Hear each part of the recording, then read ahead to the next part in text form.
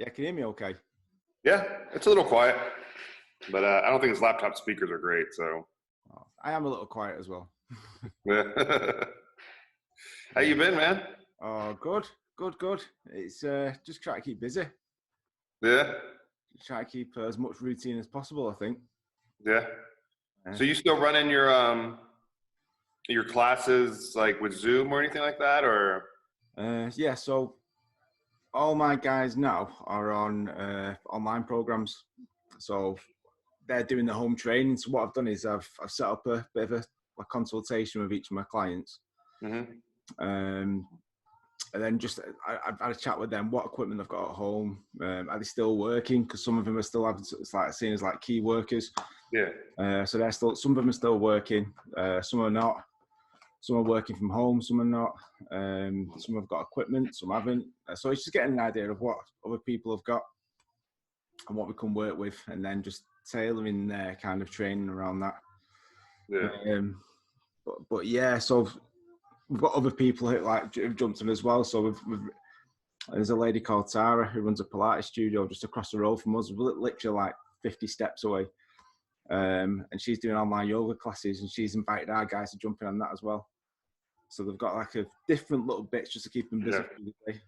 So we're doing an online cooking class tonight. We have a local chef, and Yeah, I saw that. yeah. So he's what's it called? You should what's it called? You should sign up, and then I know you can't do it because of time, but we send you a video of it because we're going to record it, and then you could share it. Maybe you could share it with your people. But then we're making paella. It's a 30-minute like 6 serving size paella. Oh yeah. Yeah, I mean, I don't know. It's yeah, I mean, because I told him I was like, we're looking at trying to make recipes for people who are busy. Because you're at home all day with your kids, like you can say it's not busy, but like being at home all day. I have 3 kids. Like they're exhausting, and my kids are really well behaved. Like so, I couldn't imagine some people who don't have well behaved kids. Like it's and you know, but I mean, the exhausting part is our 4-year-old. Like she's got a ton of energy, Yeah. and I'm not a super high energy person, so like like so it's she's a challenge, but I mean she's my buddy, so like whatever she's like, you want to play? I'm like, I guess so. Oh yeah. Oh, that sounds good. Yeah. So just like a bit of a quick for some of my guys, do you want to tell us a little bit about yourself? And 'cause obviously I know about you guys and what you do, the cool stuff that you do over there. So yeah, we're doing so we're quarantined also. It's our rules on who's essential is a little weird because we have like donut shops still open. So Right. like, I don't know who makes these rules. Like fitness isn't essential, but crushing donuts are. Yeah. Whatever, dude. So, but like I get it. Like part of it is like we want people to still be able to work. So, so yeah, with the quarantine, we're doing online training also. We used to do online training a lot. Actually, I started mostly doing online training Yeah. initially. So we do have systems in place for that. I just hate it. I enjoy the interaction with people a little bit more, but being that this is the only way to do it. So we use Train Heroic. And it's a pretty good interface for people to go ahead, and it's simple for people to log their information and track their information, see videos, because like not all of our members, we do 2 classes or 3 classes a day. We do one at 6 in the morning, 7 in the morning, and then 4:45 in the afternoon. Oh wow. So not everybody can do those. So I record the morning workout and then I post it in our private Facebook group. And then when they look at the app, they could see the exercises, and they could see their sets and reps and the instructions for those also. I try to recommend people not do that because we do have people with like limitations, and if they're not in the class, I can't always like depending how they're feeling that day, like they might be like squatting they can do, and then some days they can't. And so like there's an option to switch exercises, but like I tell people, I'm like, I'd rather you be in there because like one of our members wants to squat, and her name's Joni, and she's come a long way. Like from like squatting was not like even a bodyweight squat was not part of her program because her knees are just like they're not like she's incredibly knock-kneed. Yeah.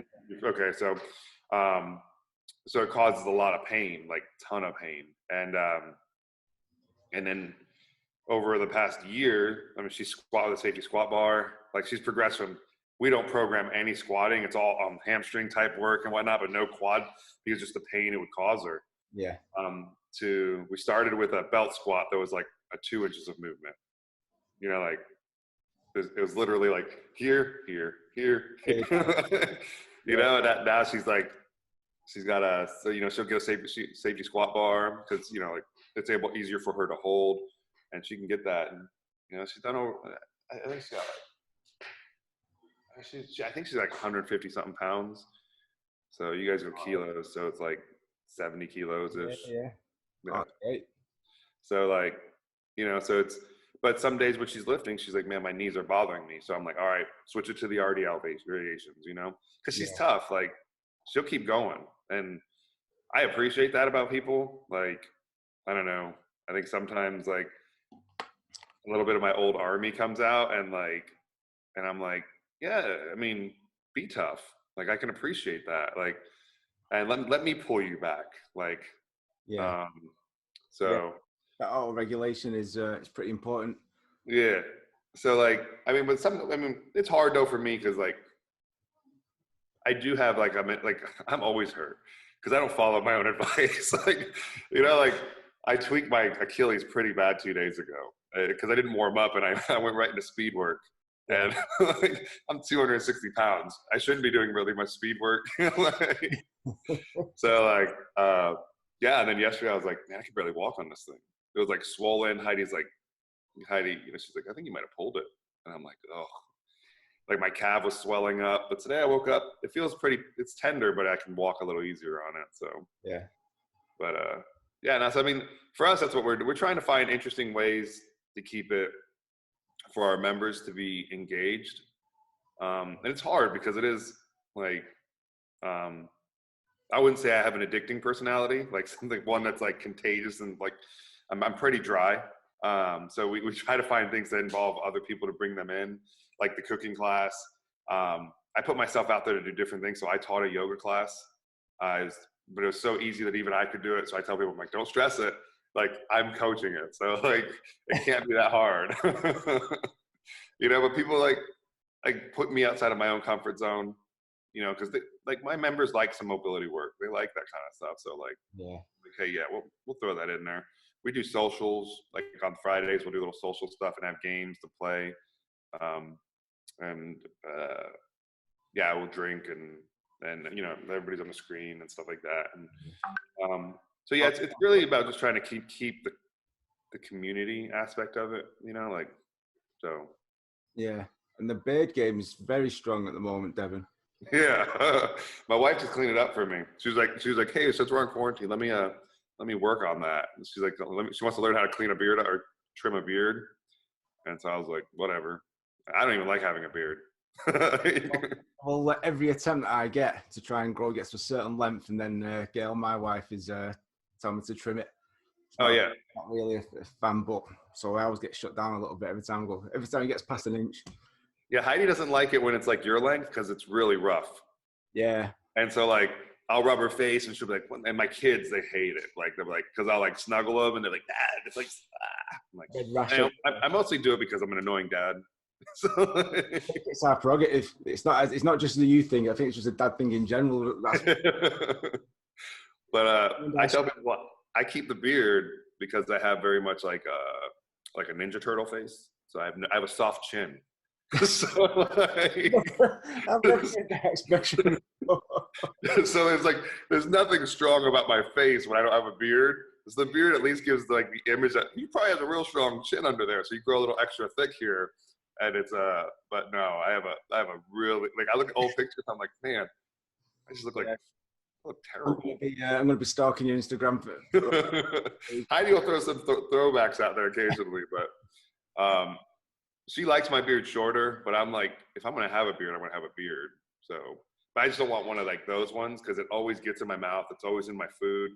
So this is about as long as I let it get, and then like fried eggs are the worst. They always end up like globs in your beard, and I have to go like basically shower. Super gross. But now like Heidi likes it. I shaved it. I think I've shaved it twice since I've been out of the Army. And my youngest, the first time she saw me, it was pretty funny. She started cracking up because like I was trimming it and I fucked it up. And so then I was sitting there, I was like, oh, so I was like, screw it. So I just shaved the whole thing. And like, I wasn't planning on it. Heidi came home and then like Kaimana, my youngest, looks at me. She starts cracking up laughing. And she's so confused. It was like, it's almost like she didn't recognize me for a second.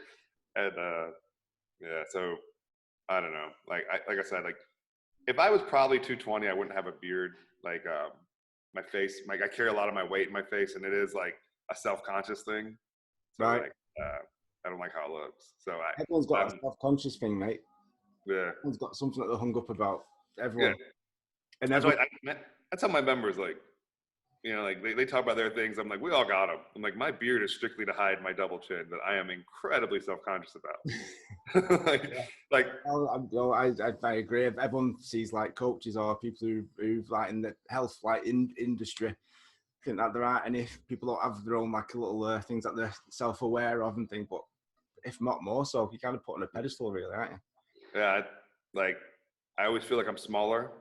Like, you know, because some of my friends are huge. So like, I always like compare, like, but I'm like, you know, Heidi's like, you have like body dysmorphia. I'm like, cause I'm like 260, 265-ish. I'm like 5'11".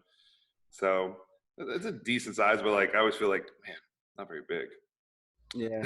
Like, well, a lot bigger than me, mate. So I try to tell my members, I'm like, we all have our struggles, man. Like, yeah. So it's just. In kilos, 93 kilos. So that's 190, 200 poundish, something like that. Something like that. So I've got a fair bit of weight. It'd be nice to it'd be good fun getting to 260. It's like everything is like, is this cardio? You just sat down, like feels like cardio. Like I started running again. I grew up running. Like I love it.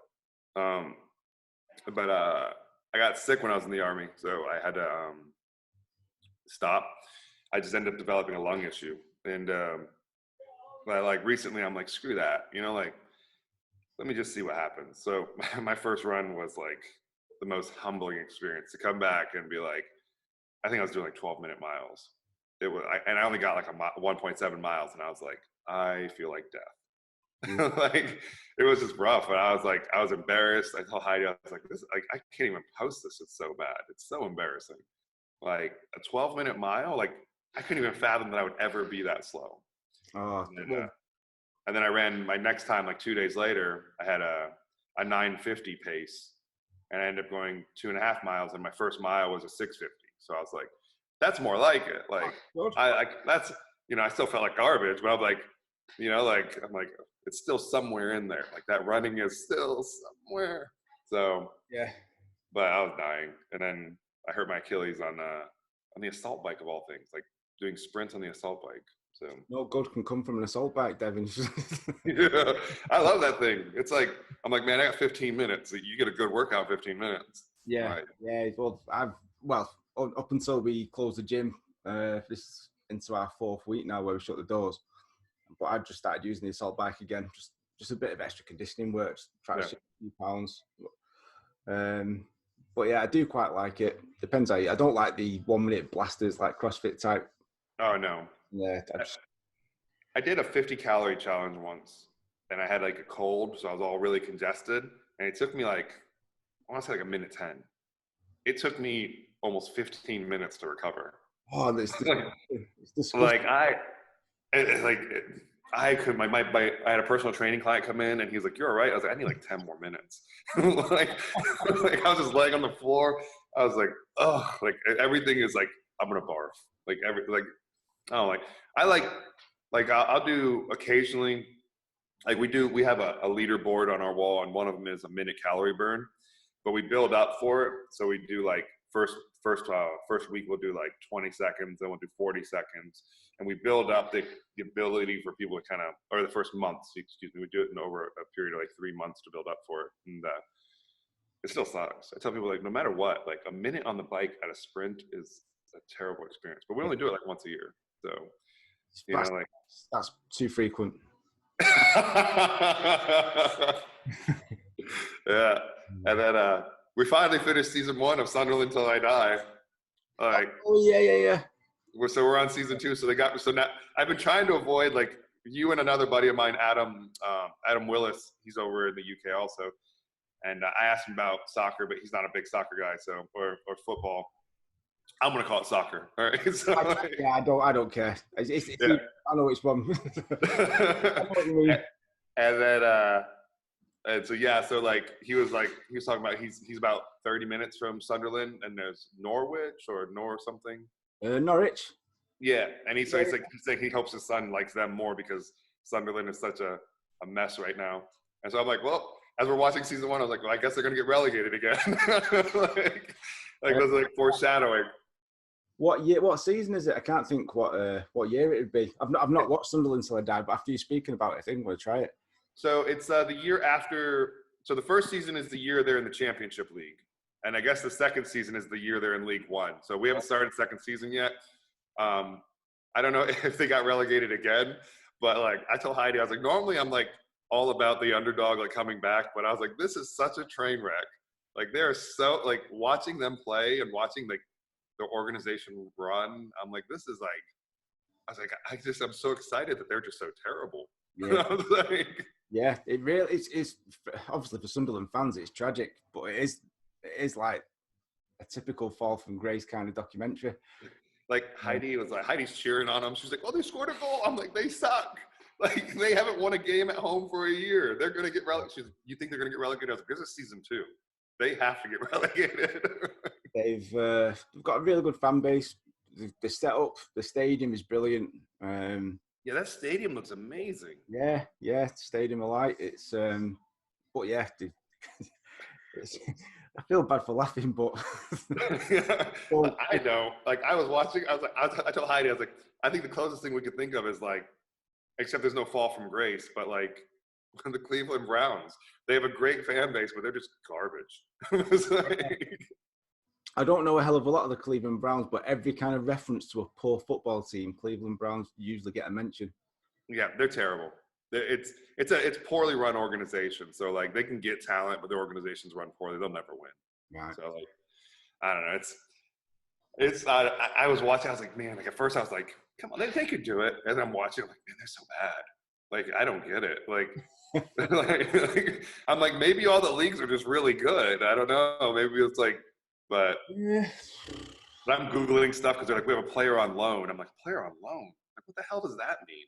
I have to Google, like they just let players borrow from one team to another? Pretty much. So it's usually and it's usually from Premier League clubs. If one player can't get in the first starting 11 or out in the first team squad, and they just, it could be maybe like a youngster needs to get a bit of experience. Yeah. They might loan him out to another team, and it's usually like a lower division team. Well, this is interesting. So yeah, I don't know. I think the more fun part for me is that me and Heidi have no clue what everybody's saying. Like we got the TV so loud, like the louder noise is gonna help us clarify things. And she's like, "What'd they say?" I'm like, "I don't know." Like it's like we're both trying to like clarify it all together, you know, like we're trying to be like, well, so maybe this means this. So like we're Googling stuff, and it's funny, like you guys seem much more lax with curse words than like that. Like I'm okay. I'm all about like cursing. I don't care. But like I'm watching, they have a lady who's like, she's like the chef for the team, and she's calling everybody like cheeky bastards as they're like getting their food. I'm like, if I was in a restaurant and I called someone a bastard, I'd be kicked out. like she called him and I was like, I think that word is the funniest word in the world, and I love that you guys use it so freely. Like, but I think I only find it so funny is because you guys use it so freely, and in America, it is like the ultimate sin to say. So, it is kind of 50-50 over here, but is it? But it is a funny word. It is a funny word. I definitely don't use it at home. Yeah. I curse at home, I try to, I don't say certain words because like I have all daughters, but like they know them, they hear them. They're like, those are daddy words. I'm like, yeah. Like I have a poor filter. And I never liked the idea that someone could just tell me what words I could say. Like, I'm like, what does it mean? Like, if I say poop in the same context, it means the same exact thing as me saying shit. And I just feel like saying shit. So it's a different noise coming out of your mouth. Yeah. So my kids are like, when can I say them? I'm like, when you're old enough to suffer the consequences for saying them. So, what are you training today, Deven? I think I'm gonna do back. Just a light little back workout. I don't know. I've been kind of going a little bit more, like moderate reps. So like 10 to 15, sometimes up to 25 reps. I have a lot of joint issues right now. And I find like the higher reps kind of feel a little bit better. Take a little break from some of the loads and just feel good with movement. And I've been kind of doing more like push pull. I'm trying to get some legs in there. I was gonna get them in today, but my ankle. So I'm like, well, I'll just do back. Yeah, I like doing back. So sounds good. Yeah, man. So what are you doing? I'm just gonna do some. Well, like I said, I'm at home. Yeah. So you got the dumbbells. Yeah, I've got dumbbells, kettlebells. I've got like a short, like a hip thrust bar. Mm-hmm. Yeah, so I did a few different dumbbells, a few different kettlebells, but I'm going to do some single arm floor presses. I'm doing some overhead presses and some RDLs.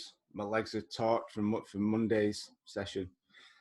Doing a lot of single leg work at the minute, obviously because I'm restricted by the amount of weight. Not that I can shift all the weight anyway, but I'm restricted by the amount of weight that I've got. So I do a lot of single leg work. It's not all up for today. Yeah, I think our first 2 weeks on the home cycle, I made them pretty rough for people, just to be like, because we are a strength gym, so people are like, why do I only have a 25-pound weight? I'm like, because we let people borrow weight from our gym. Yeah, we don't have a lot of members, so it's like one of those things like we can, and so they're like, and I'm like, trust me, you can do body weight, you can do like a handful, like 25s is going to be more than enough weight to do most of these movements. So that's a highlight. The first 2 weeks is just to show people like you don't need much to work out, you know. And this week we're doing a lot of tempo stuff, so like that we don't, they're like they're not liking it. And then next week we're going to ease it up a little bit and make it more like traditional, I guess. So yeah, agreed 100%. Make light work out of make lightweight heavy. Yeah. So, but yeah, man, I don't know. I haven't really been super motivated the past few months to work out. So I've been kind of taking it easy. And then one of my buddies has a CrossFit gym. And we were drinking one night and he was like, you should sign up for our CrossFit workout. I'm like, I'm not doing a CrossFit workout. I'll sign up for your CrossFit competition and I won't train for it. And he was like, what? And I was like, yeah, I'll sign up and I'll do all the RX variations. So I won't change them all. Yeah. And I'll just compete like that. And I was like, we'll just see what general fitness like I have and how it does. So it got delayed till June. So we'll see. But yeah, Heidi's training for it specifically. But I got my buddy who's a really strong powerlifter. He's probably less mobile than I am. So he's my partner. He's a successful powerlifter, so it should be really interesting to see. Like, I am not a successful powerlifter. I'm just a guy who lifts some weight. So it should be a hot mess of us dudes just like looking like garbage. So part of it is just to have fun. Like, I don't really care like about all the other stuff, but it's like I'm not training for it. So because right now I'm supposed to be training for a charity event we have coming up, where we I have to ride 200 miles on an assault bike. So coming not long after the deadlift challenge that you did. Oh man, I couldn't make 24 hours. I was heartbroken. I was so mad. What did you get to? 16.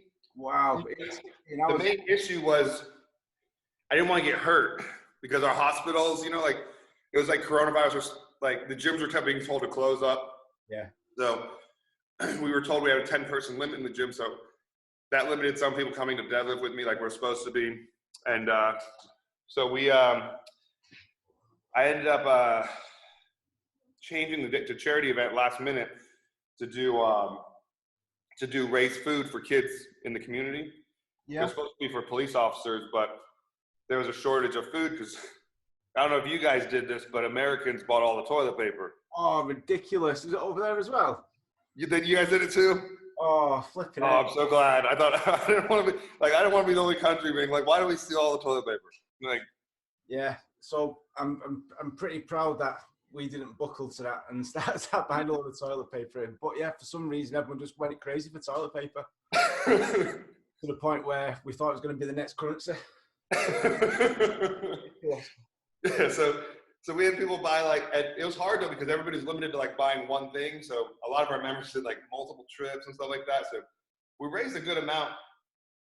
But at 16 hours, I was like, man, I'm gonna get hurt. And if the hospitals weren't having an issue, like I'm okay with getting hurt. But like I didn't want to be they're already stressed, so I didn't want to be a needless like burden because I was being an idiot trying to work out for 24 hours. So So I stopped at 16 hours. We achieved everything we wanted. We got a ton of food for the kids. But my next thing is to do the 200-mile bike ride, and that's gonna be to raise some money for teachers, some local teachers. We're gonna buy some attachments to chairs. Yeah. For kids who fidget. Okay. So they're like things to help kids like they have a little thing they can kick. It doesn't make any noise, so kids can kick it. They can bounce in their chair. Yeah. And it lets kids kind of move around in class, so they're not just sitting there all rigid, and it lets them get out some energy. So we're gonna do that. And then for September 11th, I'm gonna run 110 miles. Wow. I was originally gonna run 110 miles, but my wife was like, "You're not running 110 miles."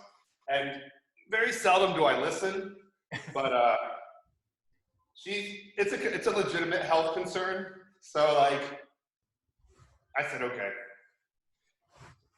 So we just what we're gonna do is we're gonna do 110 miles as a gym. So whatever my members don't cover, I'll cover the rest of it. That's awesome. So, really good.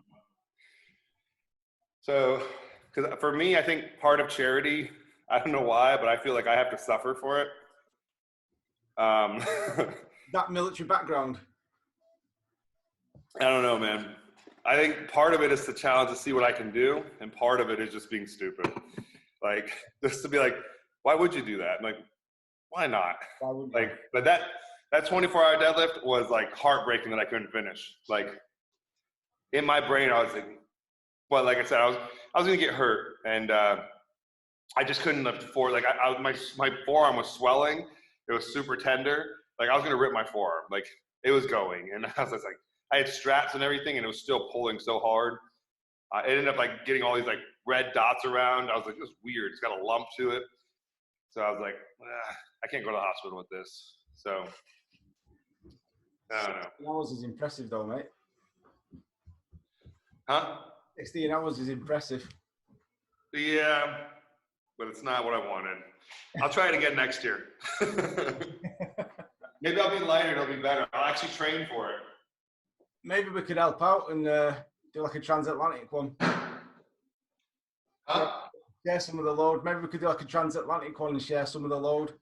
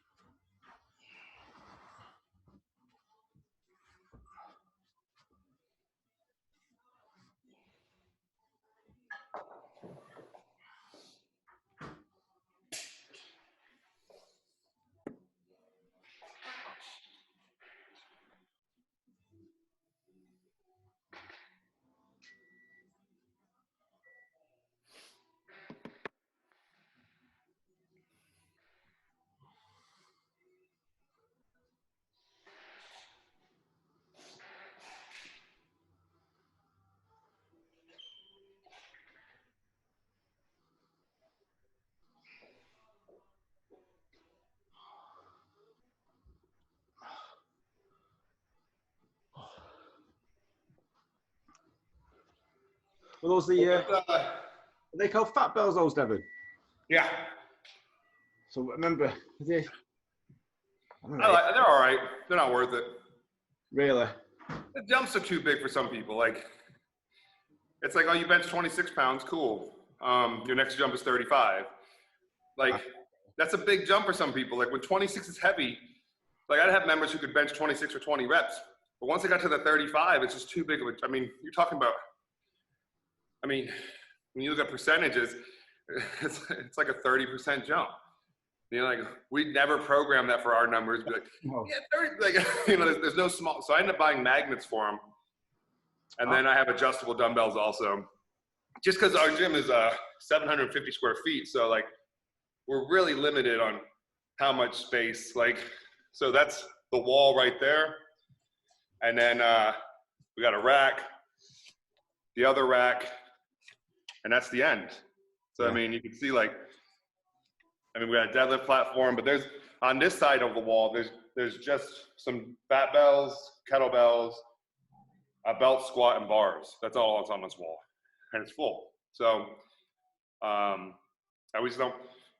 we don't have the space for, you know, a 5 to 150 pound set rack of dumbbells. So we use fat bells. And going back, if I could do it again, I'd buy dumbbells. I'd just make it work. Yeah. So what's something you have decided to, like, get good at now that you're all quarantined and you have more time? I've kind of liked the challenge of just training differently. Yeah. Kind of getting over reliance on, like, barbells and other equipment that we have. But yeah, quite like the challenge. I'm listening to Iron Culture podcast. High Culture? Iron Culture. Okay. It's Eric Helms and Omar Issoff. Yeah. And their podcast. And something that Eric Helms was talking about was doing overhead push-ups. Handstand push-ups, sorry. Yeah. Something that I've never really tried. I've never been able to do a handstand. Never tried it. I've always thought that I'd just fall and just break my neck. I've never ever tried it. But when I was a kid, obviously, but like in adult years, I've never tried it. So I think I'm going to go for that. I think I'm going to see how many handstand push-ups I can do. We actually have part of our program tomorrow has either handstand or a pike variation of a vertical hold. So we're doing isometrics tomorrow. So I'm going to show people how to do the handstand, like, against the wall. I was like, so we could do that, or a pike variation where your legs are up being held by something else. So all you need is a chair or a sofa or something, and you can get into position that way. But yeah, I think people their shoulders are going to feel quite burned from just holding that position for a little bit. Yeah. Oh, exactly. So, like, that's cool, man. I've gotten a little bit away from some of the fitness stuff.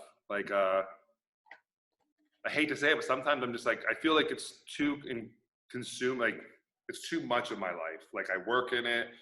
Everybody I talk to is about it.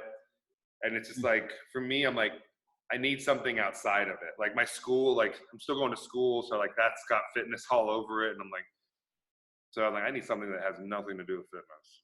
So I ended up, I'm going to build a garden for Heidi, build a raised garden.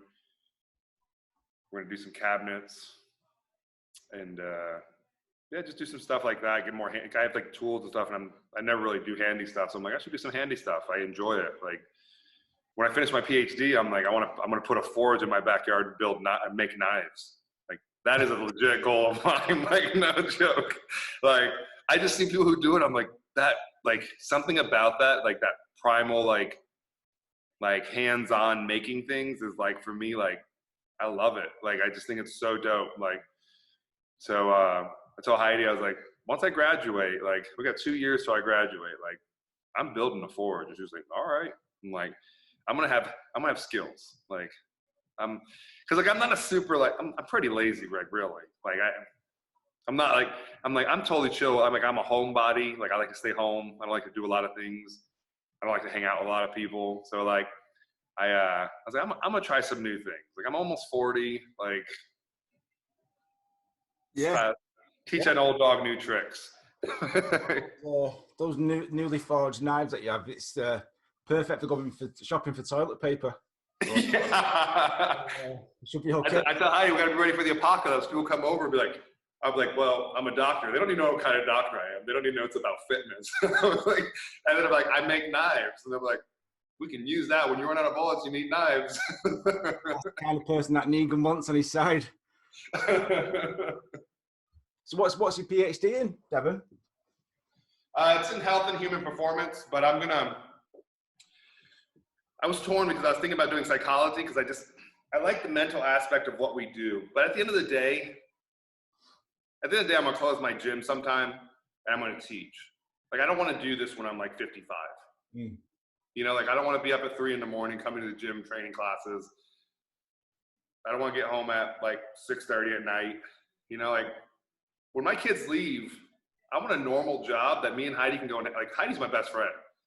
So, like, when my kids are gone, I'm like, I want a job where me and Heidi are like, let's just go do some stuff. And I can hang out with her all the time. Like, so, like, I don't, you know, like, I love fitness and I think it's the greatest thing ever. I think everybody should do it. But I don't want to be doing it when I'm 55, 60, you know, like, I don't want to be coaching it. Like, I want to be teaching. I want to be in a university, helping like a younger generation of people through like my mistakes, like sharing things I've done and just finding ways to help people do it on their own, you know? So that's the natural progression anyway. There's a reason why there aren't many 55, 60-year-old people doing 3 a.m. classes. Yeah. Yeah, part of it is like, it's gotta, I feel like you have to have a backup plan because eventually, unless you want to do it forever till the day you die, you know, like, but we're not in a position to hire staff. We're not in a position to do those things. So, I mean, I don't know. We'll see. But I want to move back to Hawaii. Like, I love it there. Heidi's from there. It's really relaxing. You come visit. It's beautiful. Heidi's parents have a coffee farm, and she's like, we could be coffee farmers. I'm like, I don't even drink coffee, but sure, whatever you want to do. That does sound like the dream there, Deven. I'll teach, make some coffee that I don't even drink, and just hang out. Yeah.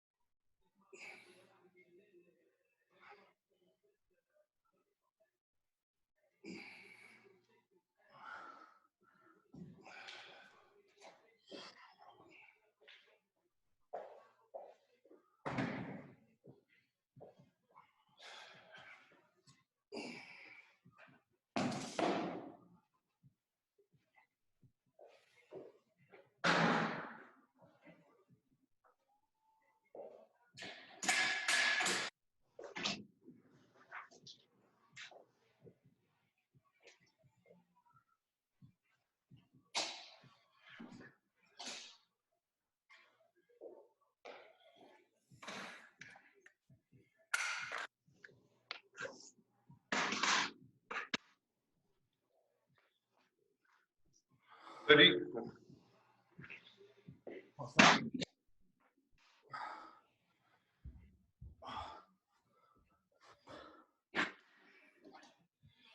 Do you train for anything specifically, or? Not in particular. No, it's more for just general fitness, really. I don't have any. Don't compete in anything. I don't play football anymore or soccer. I don't play that anymore. Play that for a long time. So it's kind of like just for my own well-being, really. Yeah.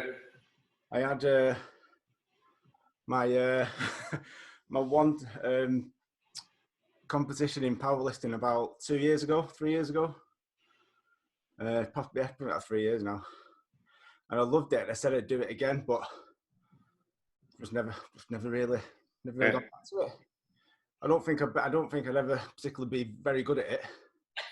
But the environment, the people that you're surrounded by, so it was really, really good.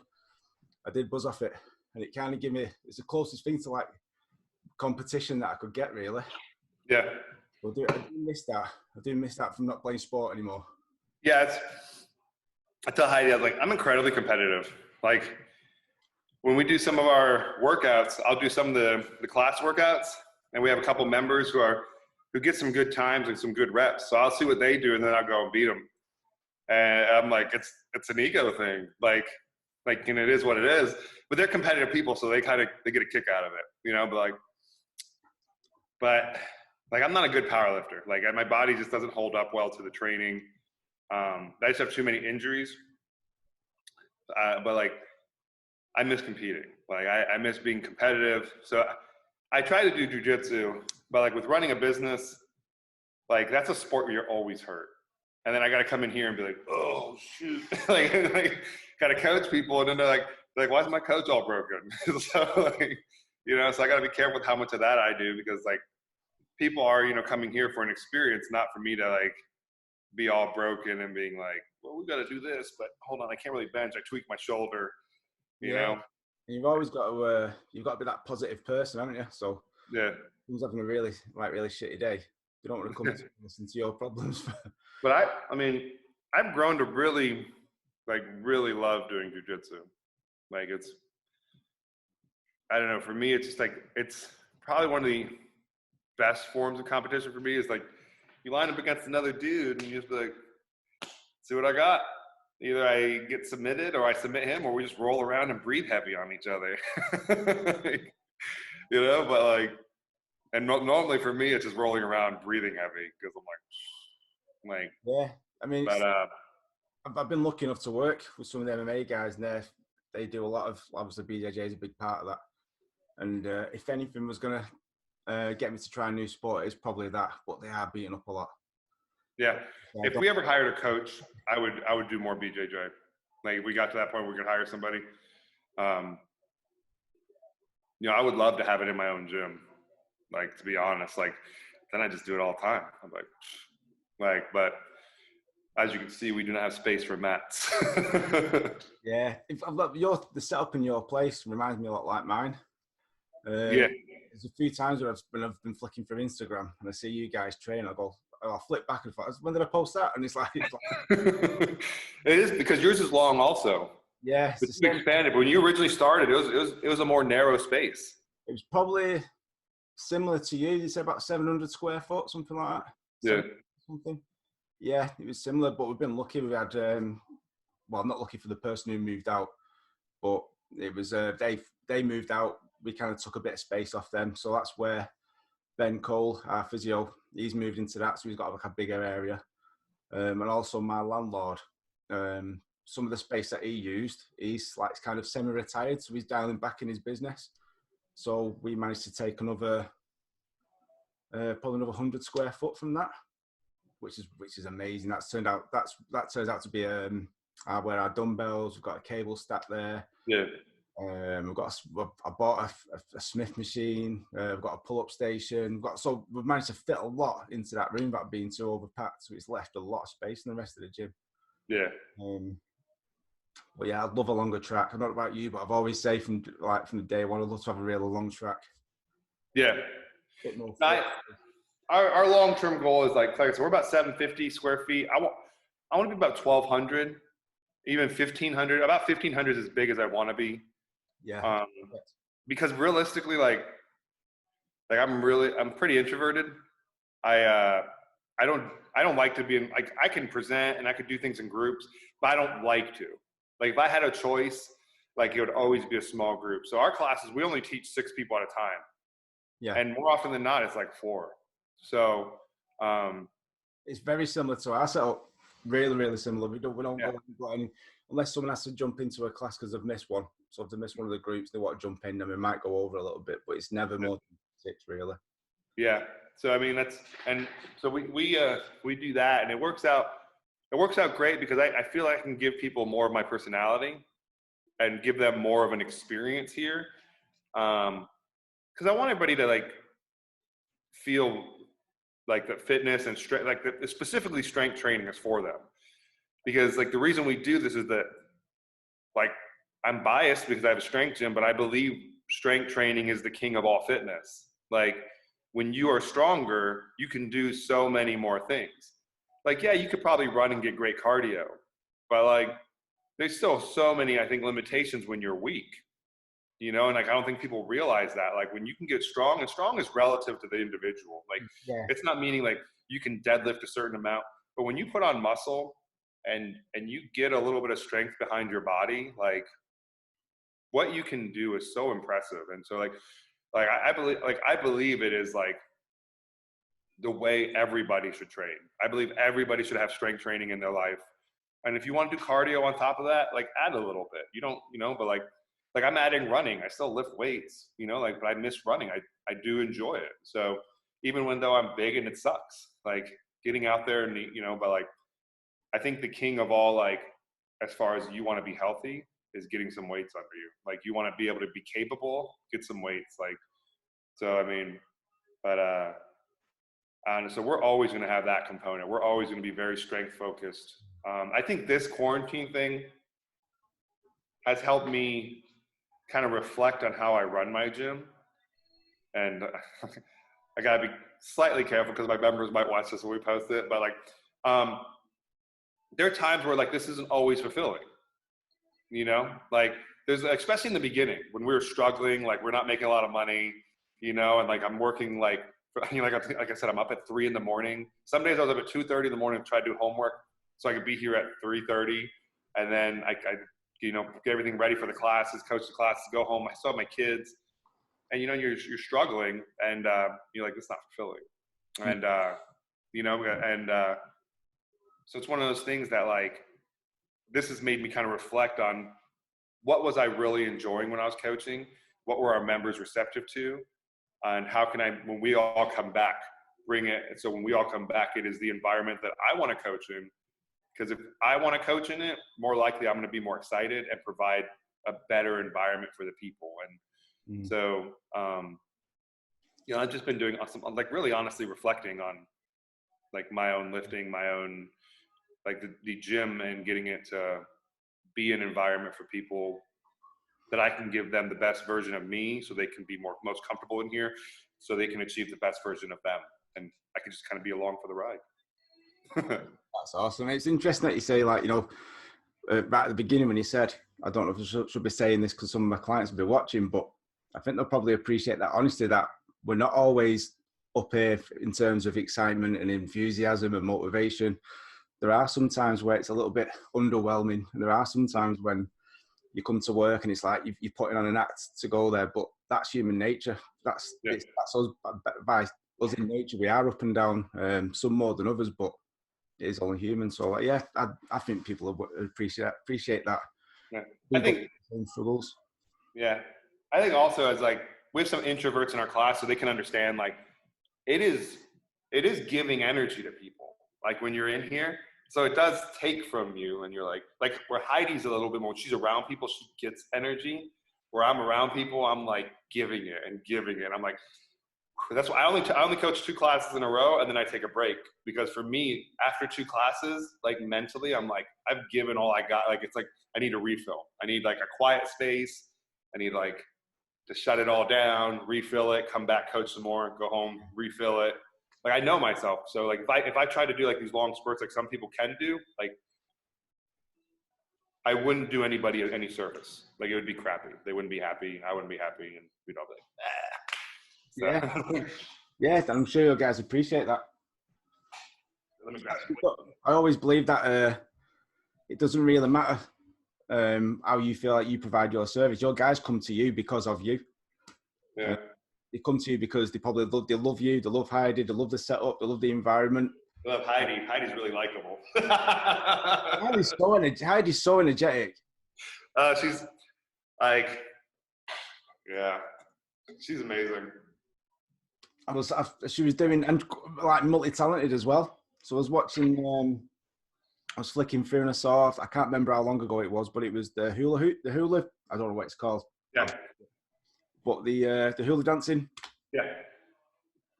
And it was like, if I tried that, my hips would be clicking. I think I'd probably pull a glute.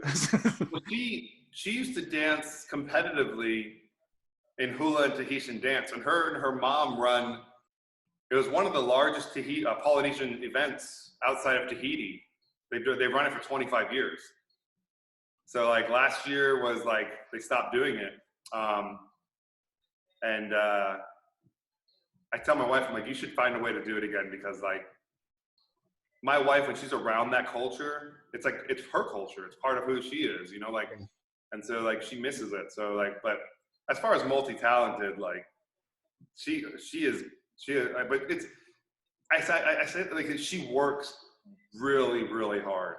Like when I watch her, I'm like, dude, I have so much respect for how hard you work, because I don't work hard.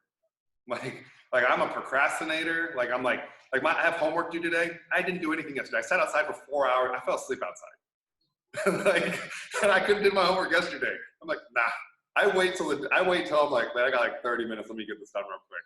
And I'm but when it comes to work, I'm like, I am lazy. Like when it comes to doing things, like, but Heidi, I'm like, it's so funny we get along so well, because like I think I would stress her out, like, but I would know, because like sometimes when she's doing all that work, I'm like, I just admire it. I'm like, I can't do that. Like I don't have it in me to work really, really hard.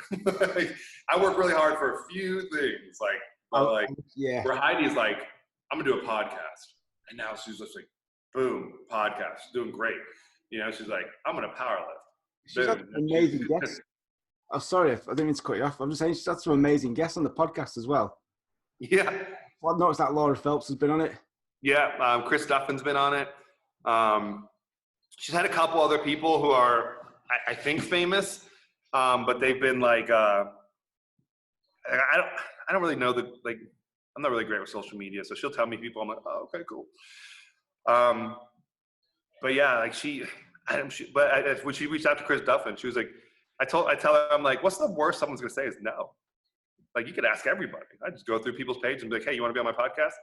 And you know, so she just reached out to Chris Duffin. She's like, hey, you know, I read your book, this and that. Would you like to be on my podcast? He was like, sure. He's like, send me the link. She sent him the link. He signed up immediately.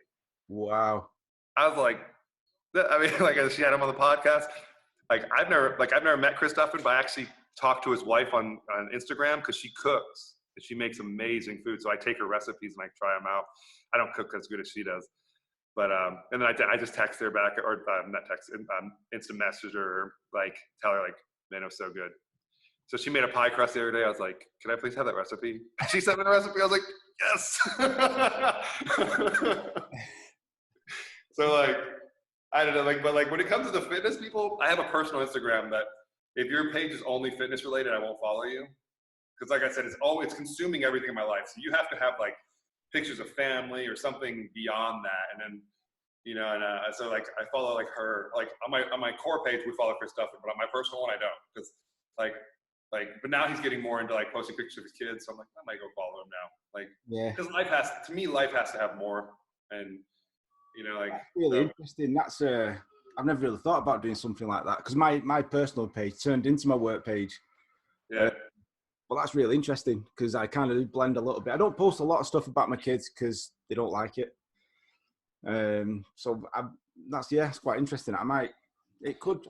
But it's funny. I've gotten messages like, why don't you follow me? I'm like, all your stuff is working out, or it's all you with no shirt on, or I'm like, this is my personal one. I don't want to see that. Like if you have kids, if you're doing something cool, like if you're doing fun stuff, like I'll see that. But my Instagram for core is scrolling just thousands of deadlift, squat, bench, deadlift, squat. I'm like, I get it. You're all strong. Yeah. Great. I genuinely am happy for you, but it can't consume my whole life, you know? No, so, you know, like I get on there and it's funny though, people do get upset. And I'm like, I can't imagine like being upset at someone for not following me. I think the default answer for someone asking why you don't follow him is because you've asked me, why am I not following you?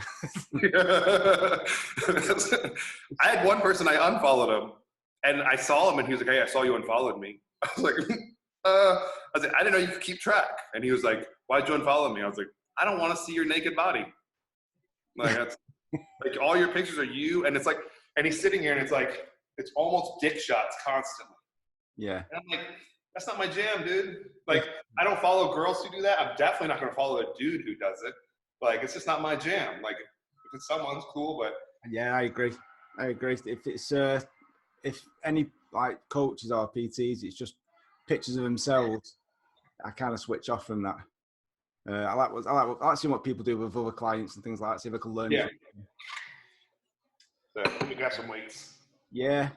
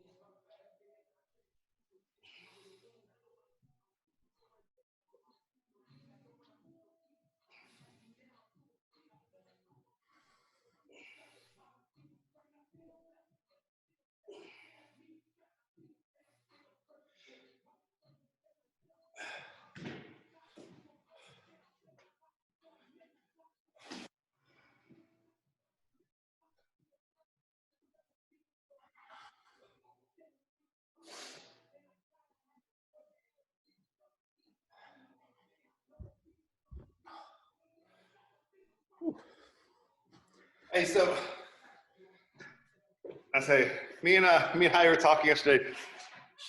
You did CPPS, right? Yes. Yeah. That is where I know you from. Well, I was looking through and I thought, I'm sure. I think the first time we spoke, was it on the CPPS Facebook? Yeah, because Heidi's like, is he a block one coach? And I was like, no, he didn't do block one. And which is like I don't know if you ever heard the Power Athlete podcast. But it's like John Wellborn, Luke Summers, and Tex McQuilkin. Luke Summers I've heard of. Huh? I've heard of Luke Summers. Yeah, so this is one of their shirts, but I did a course with them, and I was never really big on Power Athlete, but I had some friends who were doing it, so I was like, I'll do it. And then when they started having coaching courses, because they used to do CrossFit football, then they broke away from CrossFit. And when I went to the ranch where they do their certification, it's John Wellborn's ranch, and I met John Wellborn. I was like, man, I found so much respect for him that I actually I was like, man, I really at the end, not everybody passes their course, and he's like, what do you think? And I was like, I'm gonna be honest, I was here and I was like, I didn't think I would want to do this. I was like, whatever. I was like, but after I met you guys and then in person and talked to you guys, I was like, I'm not a diehard power athlete. I don't really listen to podcasts. I was like, but after meeting you guys, I was like, I just really like you guys. So I'd like to be associated with people I like. I was like, and I respect you all. And I ended up getting a block and passing and stuff like that. But since then, I've been in because I got to meet them and know them. And it was just, but they were very real. It was very, because they only allow I think there was 11 people at the certification. They don't do I think they top out at 15. Right. And then if you don't sign up, you just have to come to another one. But they keep it very intimate, which I like, because I go to some certifications and I'm like I went to one, I want to say there's 150 people there with 3 coaches. I'm like, I walked away with almost nothing. I was just like when I went to talk to them a little bit, it's always this huge line of people who follow everything about them. And like I said, I don't really follow everybody like that. My social media is very much creeping on my friends' families and seeing who's got I see the knife idea. I saw friends who make knives and I'm like, I want to fucking make knives. And that's where the idea came from. If I didn't follow them on my personal page, I probably would never seen it. And so I wouldn't know if I want to make knives, but now in my brain, I'm like, I want to make knives. At least try it, yeah. So looking forward to that. Huh? Looking forward to seeing those. Yeah. And so yeah, so I mean, but me and Heidi were talking yesterday and she was like, where do you, I was like, man, I've known him since we opened the gym. I'm like, where did I meet him? So, but I always get a kick because, like, I grew up in Europe, but it was so long ago, and it was mostly Germany, Right. and I've never been to the UK, and I've always wanted to go, even though like everybody might be offended there, but I've heard the food's not great. But like, Depends. but I think it's different now because I would say it's got to be different than when I lived there was 25 years ago, like. But like, I think like even like I see my friends in Germany now, I'm like, it's so much different than when I was there. Like there's so many more like restaurants with like just different things, like, but I'm like, I just honestly want to go and hear you all talk live. I want to be live in like a group of, and I want to see a soccer game. Like I want to go to like a real big soccer match. So like I'm going to plan my trip when I eventually go to Europe or the UK and look at the schedule of who's playing, when they're playing, and I'm going to go to a match. Well, the season, obviously not this season, but the usual season is August to end of April, beginning of May, and then it's a gap for the summer. They play in the winter. Yeah, well, this year they tried doing the winter break, but it was really poorly set up. It was so some teams would have 1 week off, but the other teams played.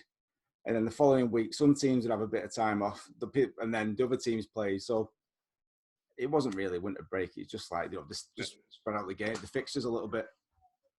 So it was a bit of a poorly run. So just 2 weeks, have 2 weeks off. And then just go back to it there. But obviously, we've not finished our season. So the season's been cut short, and there hasn't been a decision of how that's going to finish yet. Yeah. So Liverpool, who were top of the league by 22 points, something like that. And Manchester City, who's my favourite, is where I support, who my team is. Not Manchester United. Yeah. Everyone says that. But yeah, so City were champions last year. And I think Liverpool have not won it for 30 years. Yeah. And they were walking away with the league. And I think there are about 8 games left, and we've had the season finished. So there's been no decision on what's going to happen to the rest of the season yet. So there's a bit of a limbo about who the actual champions of the Premiership is this season. So the Premier League is the top league. Like that is like. Yeah. So is that the one? Does that league play against like other European teams? Yeah, but. So the Champions League, so that's like a European competition. So they'll play teams like in Spain, it'll be like Real Madrid, Barcelona. Yeah.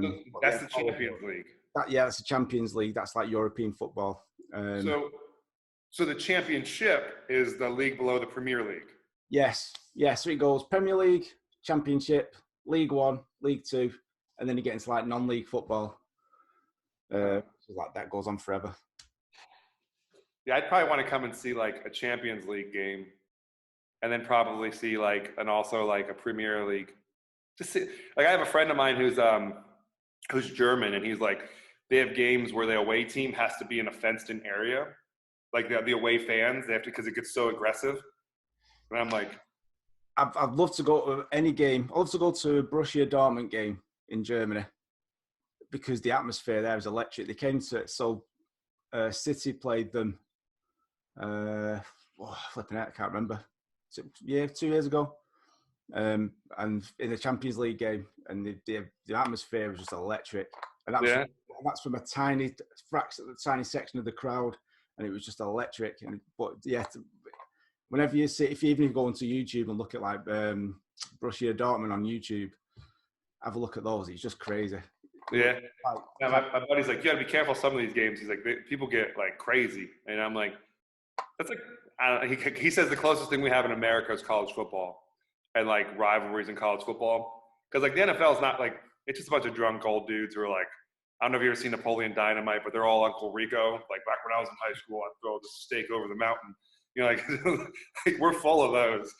So like, but like, I don't know. Like he's like, you got to come out and see. His wife's Croatian, and he's like, you come out to Croatia, and he's like, Game of Thrones was filmed there. It's like, it's beautiful. And I'm like, yeah, man. I mean, Heidi wants to do a European trip. I want to take my kids, but I kind of don't also. They're not really old enough to like really experience it in a great way, I don't think. Especially my youngest. Like my older ones, I think they would get a kick out of it. My youngest, she'd probably be like just a monster. And I just crack up all the time. But I also want to go to New Zealand. I want to go to New Zealand and see, I want to see some rugby down in New Zealand. Yeah. But you guys are pretty good at rugby too, yeah?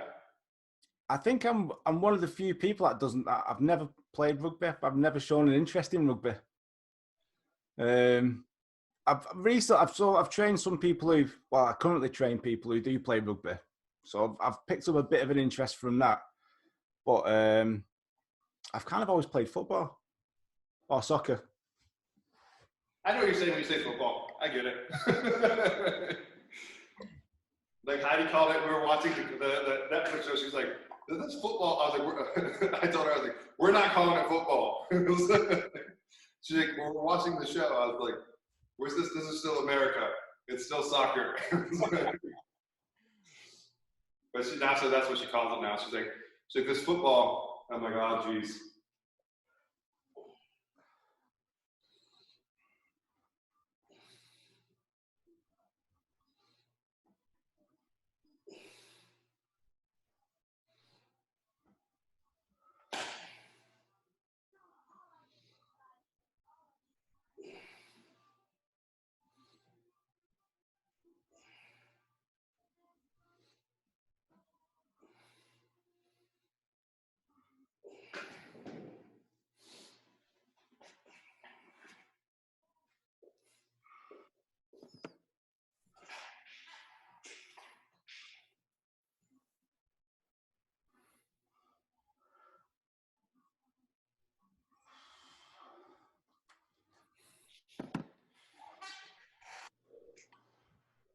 Lots of cracks, and I don't know if you can hear picking them up, but lots of knee cracks and shoulder cracks going on at the moment. Oh, jeez. Yeah, I haven't been able to press because I ended up developing. It's gotten so much better, but in jiu-jitsu, like I tore something through here, and so like through my pinky. So like if I push out, it's super painful. It goes all the way through here. I end up developing this lump in here that is like, so it avoids me from pressing. When I put like this and I put any pressure on, it's like this lump. I don't know what it is. Like Heidi's like, "That's your ligament in there." I'm like, "Whatever, dude." But it like it hurts like crazy. It's falling at a time where you can't really have it looked at either. Huh? It's coming at a time where you can't really go anywhere to get it looked at. Yeah, I wouldn't go get looked at. I'm terrible at going to the doctor. Like, so I use the VA, which is like they see me every 6 months. I can go to see like a doctor, but if I need something like regular checkup, it's kind of like a hassle. Yeah. So it's because I don't pay for outside insurance because I was like, I won't go to the doctor, so I'll just wait for my every 6 month checkup with the VA. But yeah, no, I don't know, like the aches and pains, like there's all the time. So it's like I lifted like an asshole when I was a kid. Like I was like in the army, like I'd lift, I'd do everything I could to be like, they'd be like, "We're gonna do a ruck march. Make sure you have 35 pounds in your rucksack." I'd be like, "Man, I'm gonna put 70 in there." And then I go do it, and I'd be like, trash, because I don't know how far it is. I don't know, like, I'm just like, screw it. I'm like, I'm gonna be better. So I just put 70 pounds, or I'd go heavier, and then my back would just get fried. And because like, yeah, so like now I got all these aches and pains, so I'm just like, whatever. But Yeah. how do you go to the doctor? I'm like, I'm not doing that. So Yeah, I think we've all been guilty of that. yeah. So how long you been married? 16 years this year. That's awesome. So yeah, been together 18 years. How old are you? 41. Okay. That's awesome, man. So 20, she stood like a throwing distance away from me, so I need to get it right. But yeah, I was 24 when we met. So we've been married. Well, no, sorry, 24 when I got married. I'm messing it up. The further I get along with this, the more I'm messing it up. 16 years married this year. We've been together about 18, 19 years. Yeah. Is that okay? I didn't mess that up too much.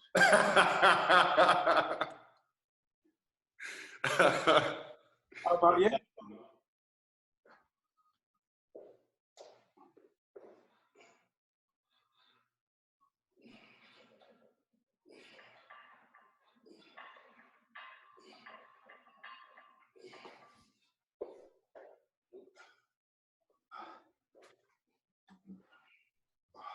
How about you, Deven? How long have I been married? Yeah. Next month will be 10 years. Nice. And we were not together long before. Our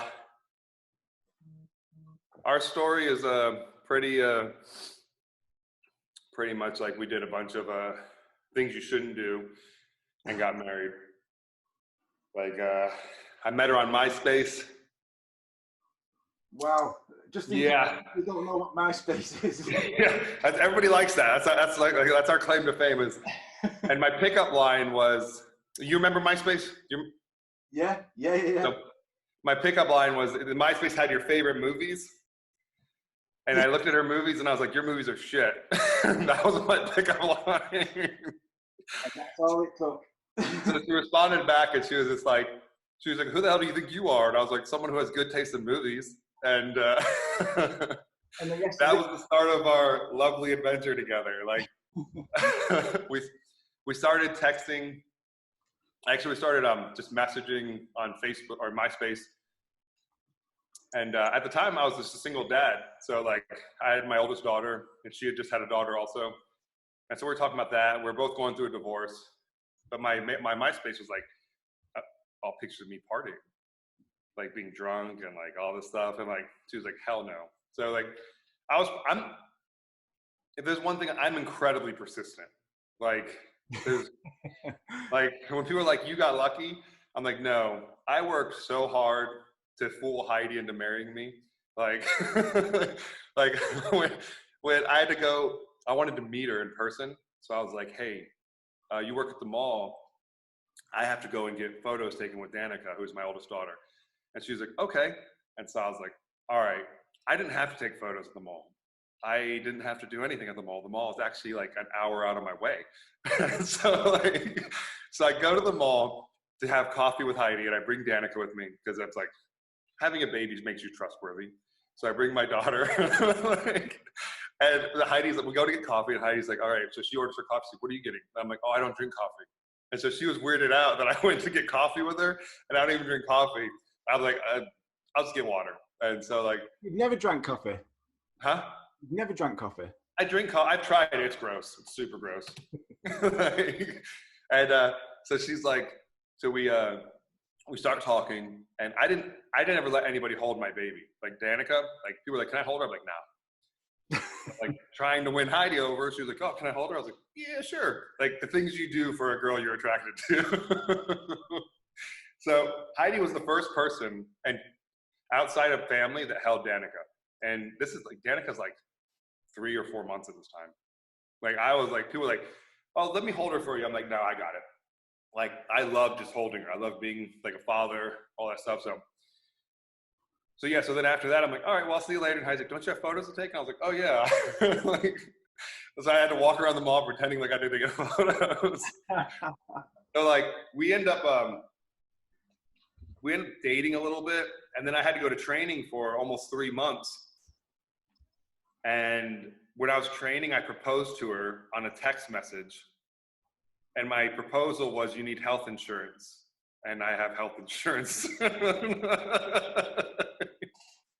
And Heidi was like, I am not marrying you for health insurance. And I was like, no, I love you and everything. But for real, I'm going to deploy here and you need health insurance because you're always sick. Like, so from the time we started dating till the time I deployed, or till the time we got married, I think it was it might have been 7 months. And out of that 7 months, I was gone for 3 of them. So we were only together for 4 months. Wow. And then we got married, and then I deployed for 12 months. So I went to Iraq for 12 months. But like, she's my best friend. We've been together. I mean, the only time we fought was during that deployment. On her birthday, I called her for her birthday, and her friends had thrown her a surprise birthday party. Yeah. And I was being a little bit selfish, and I was like, so she's talking to her friends. I'm like, I fucking call you on your birthday, and you don't want to talk to me? Hung up the phone. Or yeah. So, and then I didn't call her for a week. I was like, let her think something happened to me. I went real petty. She was not happy. That's the only time we ever fought. Like, we disagree on stuff, but like fight, that was the only fight. So it was funny. Like, does she know this before this gets posted anyway? Oh yeah, I tell Heidi everything. Like, if someone's like, hey, I'm gonna tell you something you can't tell anybody, I'm like, no, okay. Like, I tell Heidi I tell her everything. Like, I don't know. I think that's like our communication. That's what we're solid about. Like, if I have an issue, like if there's something in our relationship that doesn't make me really happy or something, I'll tell her. And, at least like I acknowledge it. I put it out there. I don't ask her to change, but if there's something I'm having, if I'm struggling with, to let her know, like, because like personally, like I from the army, I do have I just have bad days, and Heidi's really good at respecting those and being like, what, today's not your day. She'll take the kids, they're gonna go do something, and I'm like, I'm just gonna sit on this couch and just be one with the couch, but that's not, for us, it's been very much like communication's been the biggest thing. Like, we know that we don't have to feel great all the time, and we don't have to pretend to feel great all the time. And, but like, no matter what, I tell her, I'm like, no matter what, I'm still here. Like I'm just always going to be there for her. Like, she's my best friend. And, yeah. And I think our story's way too cool to be like, not hang around. And like, yeah. I don't know anybody else who's happily married after meeting on MySpace with a pickup line of your movies are shit. I didn't know he was the smoothie, Deven. Yeah. She's like, how many people did you try that line with? I was like, honestly, that was the only time I tried that line. I was like, because like your movies were so bad. I was like, I think at that point I was just like so tired. I was like, yeah, screw it. Your movies suck. Let's see what happens. Well, if any of my kids need dating advice or anything like that, then I'll follow on Instagram. We have a very we speak candidly with our kids. Like we my kids are like, I don't want to do jujitsu. I'm like, well, you got to do jujitsu. And they're like, well, why do I have to do jujitsu? And I was like, well, dudes are creeps. And they're like, well, what do creeps mean? And I was like, so I go to spiel. I was like, as long as you live in this house, I was like, I will destroy anybody that messes with you. I was like, and when you move out, I was like, I will still do that. But sometimes you're gonna be, when you're out of the house, you're gonna be with a guy and I won't be there. I was like, you have to be able to defend yourself. And they're like, why? I was like, because they're gonna want to touch you weirdly. And like, this is the conversation we're having with our 10-year-old. They might have been 9 at the time, and they touched me. And like I did law enforcement in the Army, so like I did a lot of stuff like courses dealing with like child abuse and like stuff like that. So like I from the time my kids were young, I always told and I've told everybody, if my kids go to your house, I'm asking my kids if you touch them. And people be like, I'm offended. And I'm like, be offended. I don't care. But that conversation is coming out. So like, and Heidi actually does a really good job of portraying that I am invincible. So because part of it is like kids have to believe that like someone's like, I'm gonna hurt your dad. They're like, you can't hurt my dad. So like, so we ask him, and so like we've had those kind of talks before, but at the end I was like, I want you to be able to protect yourself and be strong women. And they're like, all right, Dad, I'll do jujitsu.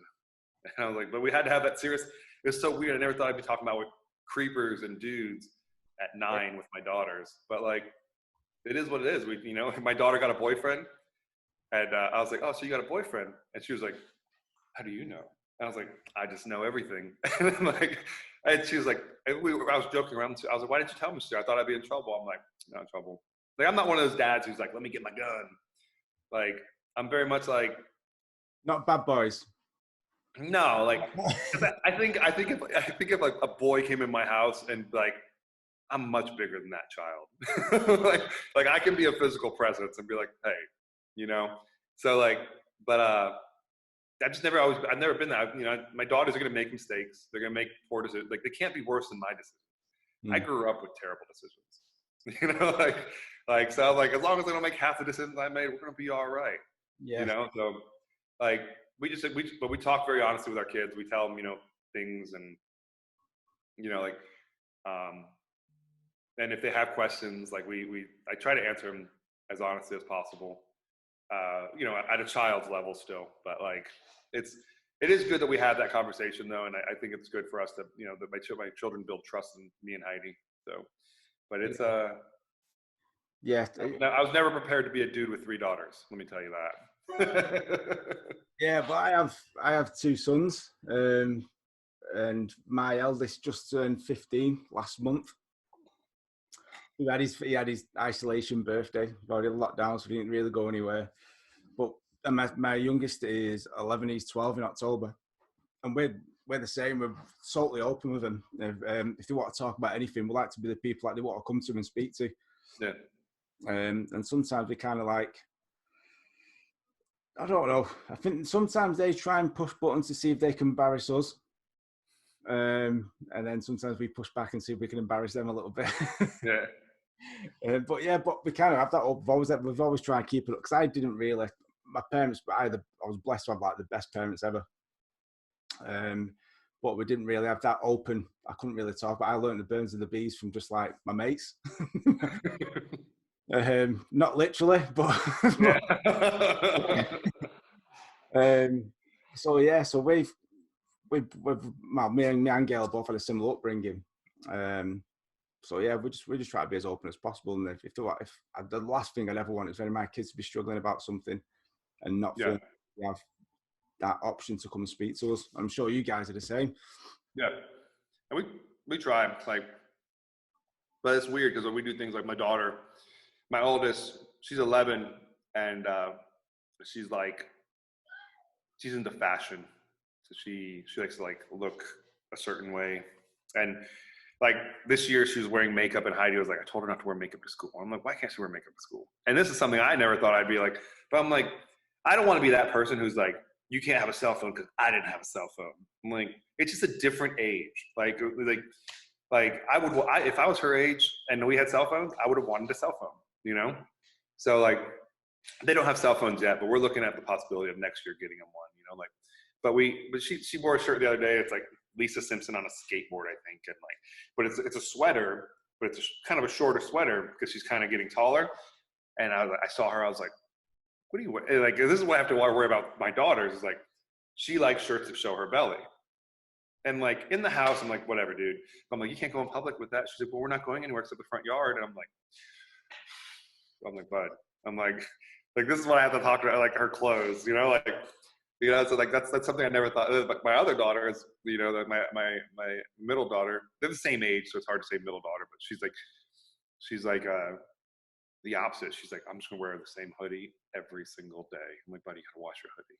Like, so we just gave her a bunch of hoodies. It's like 80 degrees outside. She's got a hoodie on. I'm like, so like, she's like, I don't even like makeup, Dad. I'm like, that's cool, bud. You don't have to like makeup. But the oldest one, she's like, she loves makeup. So like, I'm like, you know, like Heidi was a professional makeup artist when I met her. Like that's what she like legit, like, yeah, like legitimately like professional. Like, it wasn't like she just worked at a makeup store. Like, and so I was like, you were a professional makeup artist. Like, these girls would be so lucky to have like at least like you could teach them how to wear it like appropriately so they don't look like a train wreck walking around.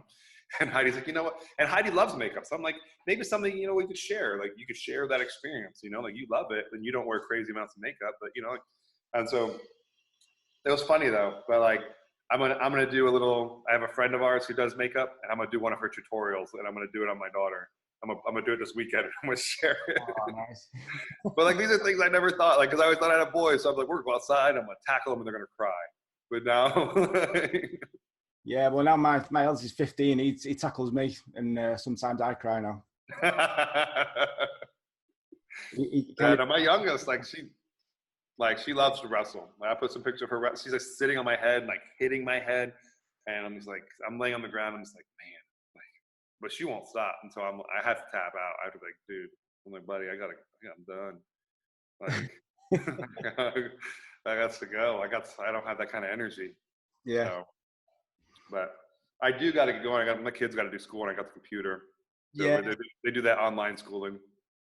Yeah, well, they've got the kids have got something like, I can't remember what it's called, like a noodle or something like that, Moodle, and they do well. I'm going to bring them down in a minute and get them to do like a little bit. We'll try and do it about an hour at a time. So they've just had their Easter holiday. So they've had a little bit of less time on there, but we'll just try to get them back into. I'm getting them to write lists of what they need to do for the day. So in the morning, they're going to start coming down, writing this list of like 3 or 4 things that they need to do. And just tick them off there. One of them is schoolwork today, which they're not too happy about. But I did have a question. What's the difference between college education and university education? You told us yesterday college was free and university was. Yeah. So say you go high school. So it's recently, about 2-3 years ago, it might be longer than that actually. It might be about 5 years ago. Time goes too quick, so I'm not too sure. But education, education has to carry on until you're 18. So that could be either staying at school for like a sixth, it's called a sixth form. So we have like 11 years of schooling, add another, like a 12th year, another year onto that. Or you can go to college, which is like 2 or 3 years. So think of, it's like a middle school between high school and university. So university is kind of where people do like degrees, masters, PhDs. Colleges is mainly where they'll do, they call them like level 3s, level 4s, level 5s kind of education. So they won't walk away with like a bachelor's degree from that? Not from a college, no. You'd have to go to a university to do that.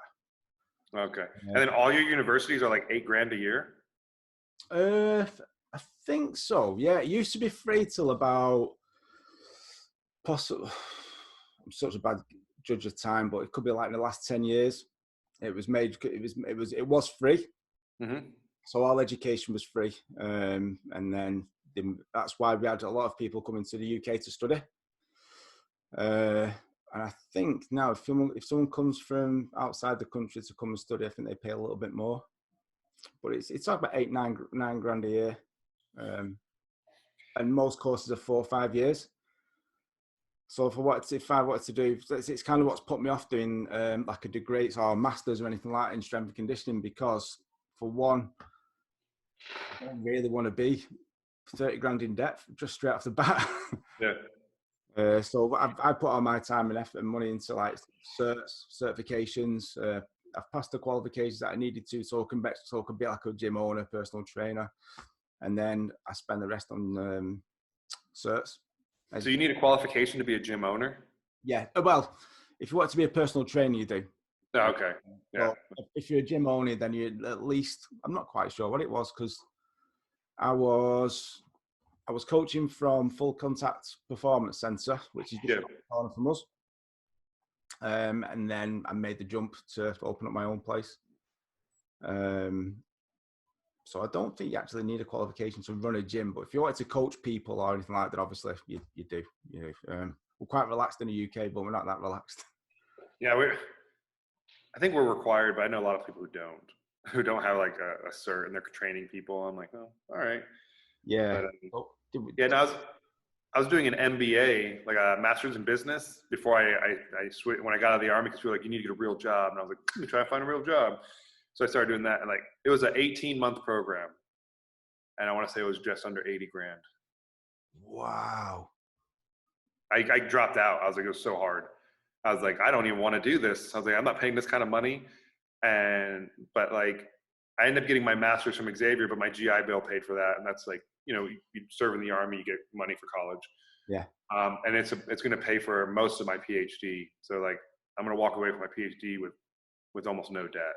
So that's the only reason I'm going to school, because I have, something to do it. But like, I'm always curious, like how other countries do it. Cause like here, like they always like our things is always, people are always like, well, Europe does this and the UK does this. But I'm like, it's always like, we're getting it like secondhand. Like I never hear it from someone who's like there. Like I have a friend in Europe. He's like, yeah, we get all this. He's like, but I also pay like 80% taxes. And I'm like, yeah, if you told Americans we're going to take 80% of your paycheck, they'd be like, we'd have a fucking revolution. Yeah. Like, you know, like people like, they're like, we want all this free stuff. And then it's like, but like when I hear all my friends who have like live in countries with free stuff, I'm like, they pay a ton in taxes. Yeah. Like I couldn't imagine like me being like, there goes my paycheck.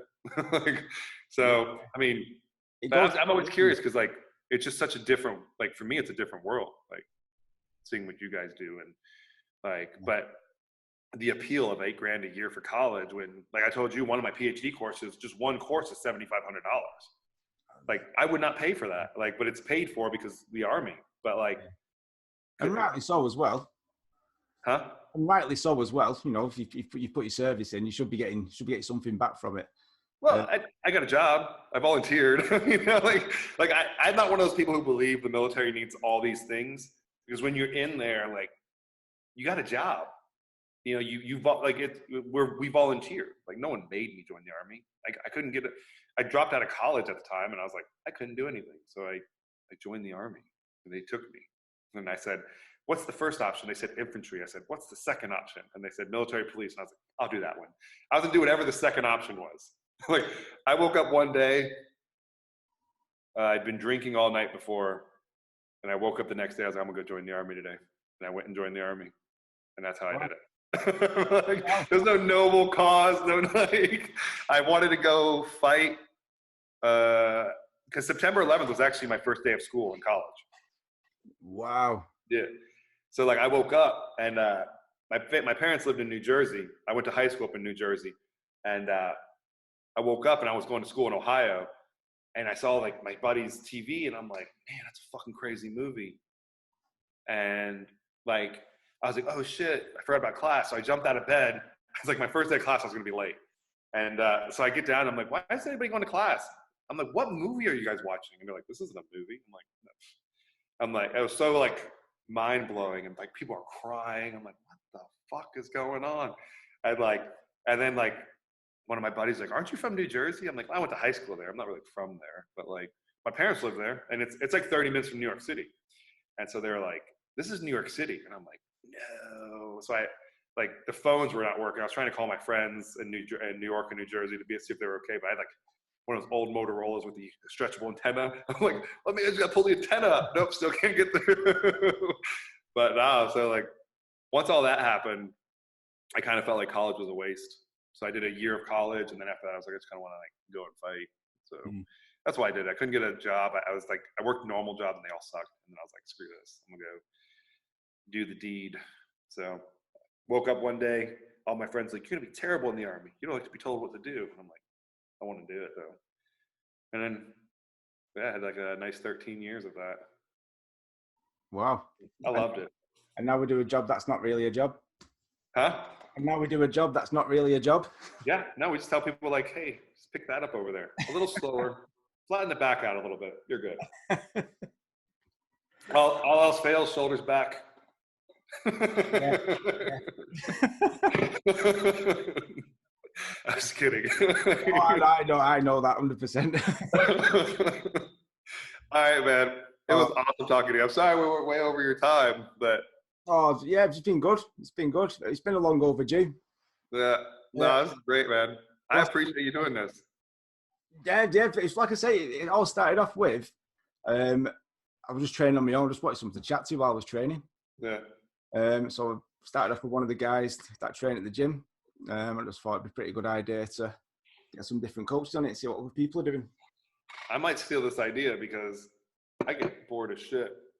Yeah. And I'll come in here and be like, But I'm just trying to do different things. But I tweak my lat, my shoulder, something my right on the rear side just doesn't feel right.